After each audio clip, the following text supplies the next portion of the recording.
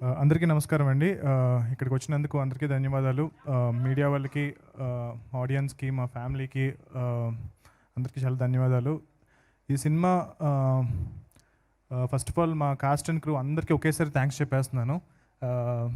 In డీటెయిల్గా తర్వాత చెప్తాను. బట్ మేజర్గా సినిమా గురించి చెప్పాలి. నేను అంటే డిఫరెంట్ జానర్స్ ట్రై చేస్తున్నప్పుడు మామూలుగా అంత ఎందుకు రెగ్యులర్ కమర్షియల్ సినిమా చేద్దామనే ప్రొడ్యూసర్స్ ఎక్కువ మంది ఉంటారు.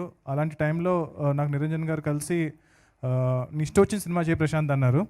సో ఆయన ఆ రోజు నాకు ఆ కాన్ఫిడెన్స్ ఇవ్వడంతో నేను ఎప్పటి నుంచో అనుకుంటున్న సూపర్ హీరో జానర్ చేయాలి నాకు ఏదైతే ఉందో చిన్నప్పటి నుంచి ఆ జానర్ సినిమా చేద్దామని డిసైడ్ అయ్యాను. సో మనందరికీ అందరికన్నా ఇష్టమైన హనుమంతుడు మనందరికీ తెలిసిన దేవుడు, అట్ ద సేమ్ టైం ఆయన సూపర్ హీరో. సో ఆయన ఉన్న డిఫరెంట్ శక్తులే మనం డిఫరెంట్ యూనివర్సెస్లో చూస్తూ వచ్చాము. సో ఆయన మీద సినిమా చేయాలి అని చెప్పి నేను శ్రీ సరస్వతి శిశు మందిర్ అనే స్కూల్లో చదువుకున్నానండి. ఆ స్కూల్లో మాకు చిన్నప్పటి నుంచి కూడా రామాయణం, మహాభారతం అని చెప్పుకుంటూ వచ్చేవారు. సో నా స్కూల్కి నేను అంత డబ్బులు ఏం సంపాదించలేదు కాబట్టి ఇప్పటికి ఇంకేం చేయలేకపోయాను. బట్ ఈ సినిమా చేయడం అనేది నేను నా స్కూల్కి తీర్చుకుంటున్న రుణం అని నేను ఫీల్ అవుతున్నాను.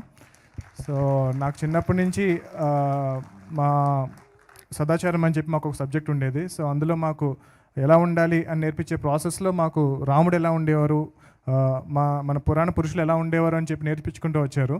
బట్ ఇప్పుడు ఈ జనరేషన్లో పిల్లలకి చాలామందికి అది రీచ్ అవ్వట్లేదు. సో నాకు వచ్చిన బెస్ట్ కాంప్లిమెంట్ ఏంటి అంటే టీజర్ తర్వాత మా అబ్బాయి అంటే ఒక ఎన్ఆర్ఐ నాకు మెసేజ్ పెట్టారు.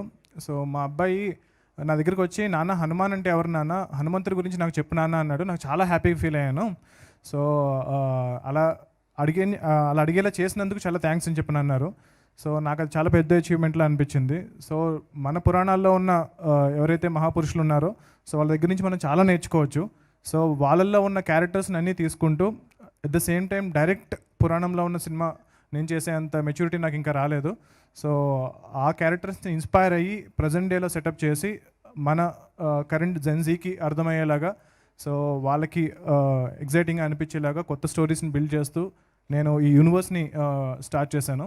సో మనం హనుమాన్తో స్టార్ట్ చేసిన యూనివర్స్ నెక్స్ట్ అధీరా అండ్ ఇంకొక మెనీ అదర్ సూపర్ హీరోస్ మేము బిల్డ్ చేసాము ఈ టైంలో. సో ఇవన్నీ సక్సెస్ ఇవన్నీ ముందుకు వెళ్ళాలి అంటే కనుక ఈ సినిమా సక్సెస్ అవ్వడం అనేది చాలా ఇంపార్టెంట్.